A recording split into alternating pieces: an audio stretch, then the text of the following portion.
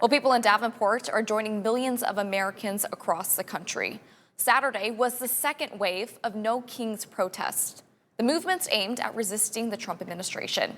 Emma Bucher spoke with protesters at Davenport Park, learning what they hope to accomplish by mobilizing. The first No Kings rally swept the nation in June. Now, the movement returning with more urgency and more numbers. Here in Davenport, thousands marched around the park, calling out what they call a dangerous rise in executive power. No Kings says it all, right? Bradley Levinson with Indivisible QC helped organize the march. There's so many threats to democracy on so many fronts that we almost can't keep up with it. The protest comes as over 2,500 other rallies underway across the U.S.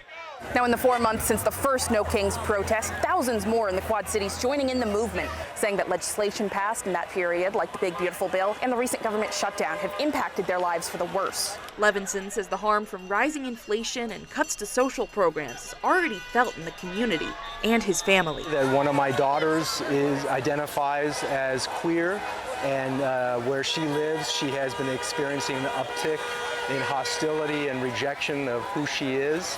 I can tell you that it's harder and harder for us to meet our bills in our household. Across the crowd, many echoed concerns about threats to democracy and called out both parties for the political standstill in Washington. Congress is not doing their job. Saying it has to be our way or no way, that's not negotiating. You can't have it just one-sided. Mary says she's struggled to find Medicaid coverage since the Big Beautiful Bill was enacted. Her friend Margaret added many in the area are late, possibly contributing to the high turnout. We have a lot of people driving by honking in support.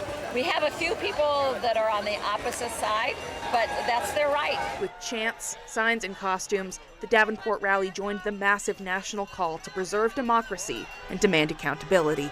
In Davenport, Emma Bucher, WQAD News 8.